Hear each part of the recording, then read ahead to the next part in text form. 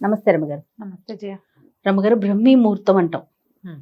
ఆ సమయంలో లెగిసి మనం దైవారాధన చేసినా, లేకుంటే పిల్లలు చదువుకున్నా అసలు లేవటమే చాలా ముఖ్యం. చాలా సందర్భాల్లో మీరు బ్రహ్మీ ముహూర్తంలో లేవటం గురించి మాట్లాడారు కదా. అసలు ఆ ముహూర్తం యొక్క విశిష్టత ఏంటండి? మనకి సూర్యుడితో పాటు కదా మన సైకిల్ వెళ్ళేది. అవును. ఇది జనరల్ గా చెప్పుకుందాం మనం. ఉమ్, ఉమ్. బ్రాహ్మీ ముహూర్తము, దాని ప్రాశస్త్యము పెద్దవాళ్ళు ఎవరైనా చెప్తూనే ఉంటారు. ఆ. మనం సూర్యుడితోటే మాట్లాడుకుందాం. ఈ సూర్యుడిని హోరా కాలాలు అని చెప్తుంటారు. ఈ హోరలు ఏంటంటే ఒక్కొక్క గ్రహం ఒక్కొక్క సమయంలో యాక్టివ్గా ఉంటుంది. వరుసగా హోరలు మారుతూ ఉంటాయి.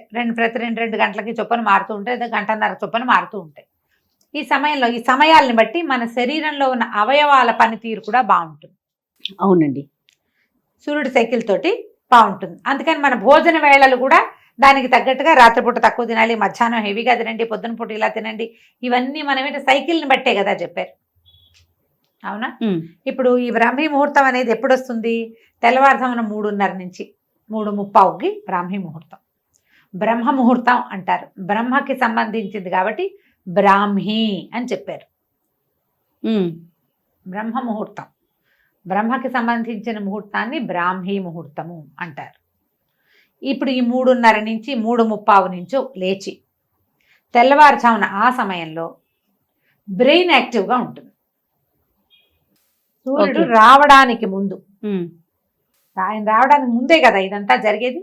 తర్వాత వేగు పొద్దున వెనముద్దలాగా దాన్ని వేగు చుక్క పొడుస్తుంది అని చెప్తారు. ఆ చుక్క పొడిచేసరికల్లా మనం ఈ సైకిల్తో పాటు ఎవడైతే సూర్యుడితో పాటు లేచి సూర్యుడితో పాటు రోజంతా తిరిగి సాయంకాలం పడుకుంటాడో వాడికి బ్రెయిన్ యాక్టివ్గా ఉంటుంది. ఇప్పుడు దీనికి 3:30కి లేవాలనుకుందాం. దానికి ఎప్పుడు పడుకోవాలమ్మా? వాడు ఎప్పుడు తినాలి? ఎప్పుడు తిని ఎప్పుడు పడుకుంటే వాడు 3:30కి లేవగలుగుతాడు? రాత్రి 10 తర్వాత పడుకుని 11 తర్వాత పడుకుని 3 దాకానే పడుకోవాలంటే ఈ 4 గంటల నిద్రే సరిపోయేంత పద్ధతి ఉంటుందా శరీరానికి? అంత దిటవు లేదు మనకి. ఎలా ఉంటుంది? మనం రోజంతా స్ట్రెస్లో గడుపుతాం. అవునండి. ప్రతిరోజంతా స్ట్రెస్సే. మనం రిలాక్స్ అయ్యేది ఎప్పుడు? ఈ స్ట్రెస్ నుంచి గాఢమైన నిద్రలో. ఆ నిద్ర పట్టే సమయం కనీసం 4 గంటలు అతిగాఢ నిద్ర ఉండి 2 గంటలు కనీసం కాస్త విశ్రాంతితో కూడిన నిద్ర ఉండాలి మనకి. 3:30కి లేవాలి అంటే 2:30, 1:30, 12:30, 11:30, 10:30, 9:30, 6 గంటలు. అంటే నువ్వు 9:30కి కనీసం పడుకోవాలి. కనీసం 9:30కి పడుకోవాలంటే దీనికి 3 గంటల ముందు తినాలి సిస్టమ్. 6:30కి అన్నం తింటే 6:30కి డిన్నర్, రాత్రిపూట సప్పర్ అంటాం. పోనీ మనం రాత్రిపూట తినగలిగే ఆహారం 6-6:30కి సూర్యాస్తమయం అవుతూనే తినేసేవనుకో, గూట్లో దీపం నోట్లో ముద్ద. అవును అవును. తిన్నావనుకో, అప్పుడు నువ్వు 9:30కి పడుకోగలవు. ఇప్పుడు ఏ చదువు చదువుకునేవాళ్ళు, ఏ ఉద్యోగం చేసేవాళ్ళు, ఏ వ్యాపారం చేసేవాడు 6:30కే ఇంటికి వచ్చి అన్నం తిని కాసేపు వ్యవహారాలు అవి ఇవి చూసుకుని చదువుకుని ఇల్లు వాకిళ్ళు సవరించుకుని 9:30 పడుకుంటారో చెప్పు? కనీసం 8th 9th క్లాస్కి వచ్చిన పిల్లల వల్ల కూడా కాదు కదా. అవునండి. వాళ్ళకు కూడా ఏవో స్పెషల్ క్లాస్ ఉంటే 7ంటి 10th క్లాస్ పిల్లాడు, మా అబ్బాయి 7ంటికి ఇంటికి వచ్చేవాడు. ఇది వరకు 7. ఈవినింగ్ అక్కడ ఆకలేసి ఏదైనా చిన్న స్నాక్ తినేస్తే 7కి వచ్చి అన్నం తినరు పిల్లలు. అంతే కదా. అన్నం వేళ వెనక్కి వెళ్ళిందా? వీడిని బ్రాహ్మీలో లేవరా, మాహేశ్వరిలో లేవరా అంటే ఎట్లా వేస్తాడమ్మా చెప్పు? చాలా కష్టం రమ్మగారు. ప్రాక్టికల్ గా కష్టం, కానీ ముహూర్తానికి ఉన్న బలం అయితే ముహూర్తానికి ఉంది. పోనీ 3:30 కాదు 4 దాటాక, పోనీ 4 కాదు 5కి లేవాలన్నా నువ్వు రాత్రి 10కి పడుకోవాలి. 10 గంటలకు పడుకునే వాళ్ళు చక్కగా లేస్తారు. చాలా మంది మేము లేస్తున్నాం అని పెడతారు. నువ్వు చెప్పు, 12ంటికి పడుకుని 3:30కి లేస్తామని చెప్పగలిగే వాళ్ళు ఎంతమంది ఉంటారు? అస్సలు ఉండలేకపోతారు. అందులో విద్యార్థులు ఉండరు, ఈ కుర్రాళ్ళు చదువుకునే పెద్ద పిల్లలు ఉండరు, కొత్తగా ఉద్యోగాలు చేసుకునే వాళ్ళు ఉండరు. ఎవరు ఉంటారు? కడు వృద్ధులు, పెద్దవాళ్ళు, ఏ పని లేని వాళ్ళు, పగలు నిద్రపోగలిగే వాళ్ళు. ఇది మెయిన్. నిద్ర తక్కువ ఉన్నా సరిపోయే ధోరణి ఉన్న శరీర ధర్మమే అలాంటిది ఉన్నవాళ్ళు లేస్తారు. యోగులు వీళ్ళు లేవగలుగుతారు. లేని వాళ్ళు ఎవ్వరూ లేవలేరమ్మా. ఈ బ్రాహ్మీ ముహూర్తాన్ని పట్టుకుని బ్రాహ్మీలో లేవాలి అంటే చావకొట్టకూడదు జయ. అది పొరపాటు. మన కాలధర్మాన్ని మనం ఇప్పుడు ఎలా ఉన్నాం దాన్ని బట్టి కదా. ముందు అన్ని మార్చుకోకుండా ఒక పాయింట్ నే పట్టుకొని దాని చుట్టూనే తిరుగుతున్నామేమో అనిపిస్తా ఉంటది ఒక్కొక్కసారి కదరమ్మ గారు. ఇవి ఇట్లా చెప్తారు పెద్దవాళ్ళు ఎవరో, బ్రాహ్మీ ముహూర్తంలో లేస్తే ఎంత అద్భుతంగా ఉంటుందో చెప్తారు. నిజమే, జీవితంలో చాలా మార్పులు వస్తాయి పొద్దున్నే లేవటం వల్ల. నువ్వు పొద్దున్నే లేచి మధ్యాహ్నానికి కూడా నువ్వు ఇదే యాక్టివ్నెస్ తో ఉండగలిగే వాడైతే, అవును, నిద్రపోకుండా ఆ రాత్రి పడుకునే 4-5 గంటల నిద్రే నీకు సరిపోతుందంటే నువ్వు ఇలా 9ంటికే నిద్రపోగలిగే అవకాశం ఉంటుంది. కొంతమంది పడుకుంటున్నారు ఇప్పుడు అట్లా. అది అందరికీ ఎట్లా కుదురుతుంది? ఒక ఇంట్లో కుదురుతుంది, కుదరొద్దండి. వాళ్ళు మేము 7ంటికే అన్నం తినేస్తాం, 9ంటికే నిద్రపోతాం, మేము 6ంటికే తింటామంటారు. అన్నిళ్లలో అది కుదరది, అస్సలు సాధ్యం కాదు. మేము చేయలేం చేయాలి, నేను చెప్తా కదా. అదే అందరికీ సాధ్యం కాదు, చెప్పలేను. అందుకని నాకు చెప్పబుద్ధి కూడా కాదు. నేను లేవట్లేదు, నేను లేవలేను, ఎలా చెప్తాం? 11 గంటల దాకా చదువుకుంటాను నేను. ఇప్పుడు నాలాగా చదువుకునే వాళ్ళు 11కి 11ంటికి నేను ల్యాప్టాప్ ఆపుతుంటే కూడా హలో రమా గారు అని ఒక మెసేజ్ వస్తుంది నాకు. నిజంగా అవును, ఇలా రావా? నా అంతటి నేను ఎవరికి మెసేజ్ పెట్టండి, అది మాత్రం చేస్తా. పొరపాటు కూడా రాత్రి 9 గంటలకు నేను ఎవరికి హలో కూడా అన్నా. వాళ్ళే చేస్తే ఇంకా నాకు తప్పదు. అందరూ ఇప్పుడు నాబోటి వాళ్ళే ఉన్నారు కదా. మనం పనులు మానేసుకుని ఆపేసుకుని ఏమీ చేయక్కర్లేదు మనకు. లేదా మనకు పని చేయవలసిన అవసరం లేని పరిస్థితి అయితే నువ్వు అలాగే తొందరగా పడుకుని బ్రాహ్మీ ముహూర్తంలో లేస్తావు. లేదా మధ్యాహ్నప్పుడు ఏదో కాసేపు ఒక అరగంట అట్లా ఒక కొడుకు తీస్తే, పవర్ నాప్ తీస్తే ఓకే అనుకోవచ్చు. ఇంత కొంచెం నిద్ర సరిపోతుంది, అలవాటు చేసుకోవాలి అని చెప్పే మహానుభావులు కూడా కొంతమంది కనిపిస్తారు. అందరికీ సరిపోదు రమ్మగారు, చాలా ఇబ్బంది పడిపోతారు నిద్ర సరిపోతే. ఎంత జబ్బు చేస్తుందో. అవునండి, సరిపడా నిద్ర లేకపోతే జబ్బు చేసినట్టు అయిపోతారు. అవును. మీరు బ్రాహ్మీలో లేవాలంటే 3:30కి లేచి, మీకు ఏదైనా అది ఎవరికి 3:30కి లేచి సంధ్యావందనం చేసుకునే వాళ్ళు, ఓ మంత్రోపదేశం ఉన్నవాళ్ళు, వాళ్ళు ఏదో చేసి దేవుళ్ళకి ఏదైనా చేసుకోవాలి. మిగిలిన వాళ్ళంతా ఎందుకమ్మా హైరానా చెప్పు? ఎందుకు వచ్చిన హైరానా? అది ఇదివరకు కాలంలో ఏం చెప్పేవాళ్ళు? బ్రాహ్మణులు ఈ వ్యవహారాలన్నీ చేసేవాళ్ళు, లోకహితం కోసం యజ్ఞయజనాది క్రియలు చేసేవాళ్ళు. వాళ్ళకి బ్రాహ్మీ ముహూర్తం. సూర్యుడితో పాటు పడుకుని సూర్యుడితో పాటు లేచే వాళ్ళు, సూర్య సంబంధమైన క్రియలు చేసే వాళ్ళందరికీ, అంటే సూర్యుడితో సంబంధించిన వ్యవసాయ ఆధారితమైనటువంటి రకరకాల పనులు చేసేవాళ్ళు, మట్టితో పనిచేసేవాళ్ళు, వీళ్ళందరూ సూర్యుడి కంటే ముందు వేకువజామున లేవటం. తెల్లవారుజామున వెనమందలాగా వస్తుంది, అది చూస్తారు, లేస్తారు, ఏవో ఇళ్లలో పనులు చేసుకుంటారు, తెల్లవారకుండానే బయలుదేరుతారు. వీళ్ళు ఎప్పుడు పడుకునే వాళ్ళు? పాత రోజుల్లో గూట్లో దీపం నోట్లో ముద్ద.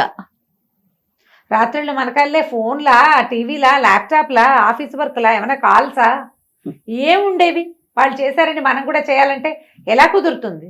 ఇలా కంపెల్ చేయకూడదేమో అనుకుంటాను జయ. నా మటుకు నేను చెప్తున్నా కదా, మనం ప్రజల్ని మోసం చేయకూడదు, బలవంతం చేయకూడదు, చెప్పాలి. ఇది ప్రాక్టికాలిటీ. అవును, అవ్వందాన్ని అయిపోతుంది, చేసేయాలి, అదే కరెక్ట్ కాదు అంటే అది మారేడుకాయ చేయటం కదా. మీరు ఇప్పుడు పొద్దున్నే లేచి ఆ సమయంలో లేవటం వల్ల జాగృతమయ్యే జీవశక్తి ఏంటో మీరు తెలుసుకోదలుచుకుంటే దానికి ముందు రాత్రి పెందరాళే పడుకోవటం మొదలు పెట్టండి. దానికి ముందు తినటం మొదలు పెట్టండి. 6:30-7 అవ్వ లోపల 6-6:30 కల్లా అన్నం తినేయండి. మీరు ఏం తింటారో, అన్నం తింటారా, రొట్టెలు తింటారా, జావ తాగుతారా, అంబలి తీసుకుంటున్నారా, ఒట్టి రాగి మాల్టే తీసుకుంటారా, ఏది తీసుకున్నా 7 అవ్వకూడదు. సూర్యాస్తమయం అవుతూనే మీ అన్నం అయిపోవాలి. 9-9:30 కల్లా నిద్రపోండి. దానికి అరగంట ముందే స్క్రీన్ టైం ఆపేయండి. పిల్లల్ని నిద్రపుచ్చుతాం మనం. అప్పుడు పిల్లల్ని నిద్రపుచ్చి మన పనులు మనం చేసుకుంటాం సాధారణంగా. ఇప్పుడు మనం ఏం చేయాలి? ఇలా నిద్రపోతే అప్పుడు మీరుకి పెందరాళే పొద్దున్నే లేచే అలవాటు అవుతుంది. ఇప్పుడు ఎప్పుడు పడుకున్నా నాకు 4కే మెలకు వస్తుంది, గంట కొట్టినట్టు అని చెప్పేవాళ్ళు కొంతమంది ఉంటారు. వాళ్ళ క్లాక్ అట్లా ఫిక్స్ అయిపోయి ఉంటుంది. ఫిక్స్ అయిపోయిన క్లాక్ వాళ్ళకి చెప్పేది ఏమీ లేదమ్మా, మీరు మహానుభావులు, మిమ్మల్ని పొద్దున్నే మీ కాళ్ళకి దండం పెట్టాలి మేము. ఫిక్స్ కాని వాళ్ళ సంగతి. ఇలా చెయ్యాలనుకుంటే కనుక రాత్రి పడుకోండి. శరీరాన్ని శ్రమ పెట్టకూడదు. ప్రధానంగా చెప్తారు శరీరమాద్యం కలు ధర్మ సాధనం అని. మనకు ఇది ఉంటే ఏదైనా చేస్తాం, ఏదైనా చెయ్యి. దీన్ని అనారోగ్యం పాలు చేయబోక, బలవంతం పెట్టద్దు. ఇలా చెయ్యి, రాత్రి పడుకో, పొద్దునేలే. ఈ సమయంలో ఏంటంటే మనకి ప్రపంచం అంతా ఆక్సిజన్తో నిండి ఉంటుంది, ప్రశాంతత ఉంటుంది, శబ్దాలు ఉండవు. ఒక్క ఓంకారం చేసిన ఓం అన్నామంటే మన ఓము మనకే 100 సార్లు వినపడుతుంది. ఒక్క మంత్రం చేసామంటే అది 100 సార్లు చేసినట్టుగా అవుతుంది. సమయం వల్ల సూర్యోదయానికి ముందు ఆ సమయంలో ఉండేటువంటి ఎనర్జీ వేరేగా ఉంటుంది. ఆ సమయంలో చేసేటువంటి మంత్రోచ్చారణ కానీ, దైవ సేవ కానీ, విద్యాభ్యాసం కానీ చాలా మంచి ఫలితాన్ని ఇస్తాయి. హ్యాండ్ రైటింగ్ బాగుండని వాళ్ళు పొద్దున్నే మొహం కడుక్కోకుండా రాసుకోమనేవాడు మా రంగబాబు. హ్యాండ్ రైటింగ్ బాగుండేది కాదు. పొద్దున్నే లేవగానే పొద్దున్నే లేచి 5ంటికి లేచి మొహం కడుక్కోవద్దు, కూర్చుని రాసుకో ఓకే అని రాస్తే అప్పుడు హ్యాండ్ రైటింగ్ బాగుంటుందని. బాగుందిగా. ఇలా ఏవైనా చెయ్యాలి. ఇప్పుడు ఏదైనా మంత్రోపదేశాలు అవి ఉన్న వాళ్ళకి మనం చెప్పేది లేదు, వాళ్ళు ఎలాగూ లేస్తారు. ఎర్లీ మార్నింగ్ లేవటం ఎప్పుడు కూడా సూర్యుడి కంటే ముందు లేవడం చాలా ఆరోగ్యకరం. అది బ్రెయిన్కి మంచిది, శరీరానికి మంచిది. రోజు చాలా మిగిలిపోతుంది మనకి. అవును. లేటుగా లేస్తే ఏముంది, బద్ధకం మిగులుతుంది, సమయం మిగలదు, వేస్టేజ్ ఎక్కువ ఉంటుంది. మనకి అలా లేటుగా లేవటం అనేది ఒకటి ఫిక్స్ అయిపోతుంది బ్రెయిన్. ఆ లేటుగానే లేస్తాం, ఎప్పుడు పడుకున్నా లేటుగానే లేస్తూ ఉంటాం. దానికి ఫిక్స్ చెయ్యొద్దు. కానీ ఈ బ్రాహ్మిలో లేవాలని మీరు 1 గంటకు పడుకుని 3:30కి లేచి కూర్చుని ఏం చేస్తారు, కళ్ళు పడిపోతూ ఉంటాయి, ఒళ్ళు వాలిపోతూ ఉంటుంది. ఎందుకు? అది మైండ్ యాక్టివ్ గా వర్క్ చేయదండి. ఉండదు. నువ్వు సరిపడా నిద్రిస్తే, నిద్ర కనుక ఇస్తే షార్ప్ గా ఉంటాం, బ్రెయిన్ షార్ప్ గా ఉంటుంది. ఆ సమయంలో ఉండేటువంటి పాజిటివ్ ఎనర్జీని మన మైండ్ అండ్ సోల్ తీసుకోగలుగుతాయి. అవును. ఫిట్గా ఉంటాం. అప్పుడే కాస్త ఎక్సర్సైజ్ చేయడానికో, కొంచెం యోగా చేయడానికో, కాస్త వాకింగ్ చేసుకోవడానికో, అవకాశం, కాస్త దేవతార్చన చేసుకోవడానికో ప్రశాంతంగా 3:30కి లేచి ఇంట్లో సామాన్లు సవరిస్తా, ఇల్లు ఉడుస్తా అంటే మిగిలిన వాళ్ళు తిట్టిపోస్తారు. అదో బాధగా ఉంటుంది. అందరినీ లేపు కూర్చోబెట్టాలంటే వీళ్ళందరినీ రాత్రి 9కే పడుకోబెట్టాలి. మీ వల్ల అయితే చేయండి. వాళ్ళు ఎవరో చెప్పారు చేయకపోతే కుదరదు, అందుకే వాళ్ళని వినమన్నాను అని. ఇంట్లో ఒక్కళ్ళకి అది నచ్చుతుంది. ఇది ఆ చేయగలిగే వాళ్ళకి, ఏ పని లేని వాళ్ళకి, రాత్రిపూట ఏ వ్యవహారం చేయక్కర్లేని వాళ్ళకి నచ్చుతాయి అవన్నీ. మిగతా వాళ్ళకండి తెల్లారితే ఉరుకులు పరుగులు కదా రమ్మగారు. అవునా? పిల్లలతో ఇంట్లో మనం ఎంతెంత ఉరుకులు పెట్టాలి, ఎంతెంత పరుగు పెట్టాలి, ఎన్నెన్ని పనులుంటాయి. బ్రాహ్మీ ముహూర్తంలో లేవాల్సిందే నేను చెప్పేస్తాను అనుకున్నావా జయ? నువ్వు? నేను అనుకోలేదు రమ్మగారు, నాకు తెలుసు మీ గురించి. లేవండమ్మా, అవకాశం ఉన్నప్పుడు. ఇప్పుడు పండగలు అప్పుడు తెల్లవారుజామునే లేస్తాం. అవును. పొద్దునే తలంట్లు పోసుకోవటానికి, పూజ అది ఏర్పాటు చేసుకోవటానికి. ఇదే మనం అలవాటు చేసుకుంటే భలే బాగుంటుంది అని అనిపిస్తుంది. అది ఎప్పుడన్నా ఒకసారి లేస్తాం కాబట్టి. ఇప్పుడు మనం రోజు చేయాలంటే నేను చెప్పే కదా, లివింగ్ స్టైల్ మార్చుకోండి, మంచిది, సంతోషం, చక్కగా కుదురుతుంది. ఆ సమయాన్ని పూర్తి పాజిటివ్ ఎనర్జీని మీరు ఆస్వాదించవచ్చు, అనుభవించవచ్చు, బాగుంటుంది. చూద్దాం అసలు ఎలాంటి కామెంట్స్ పెడతారు. ఏంటి రమ్మగారు ఇలా చెప్పారు అని పెడతారో, లేదు చాలా కరెక్ట్ గా చెప్పారు రమ్మగారు, మేము కూడా మీతో ఏకీభవిస్తున్నాం అంటారు. నేను నా ఉద్దేశం చెప్పానమ్మా, చూద్దాం. అంతే. రైట్ రమ్మగారు, నమస్తే. నమస్తే.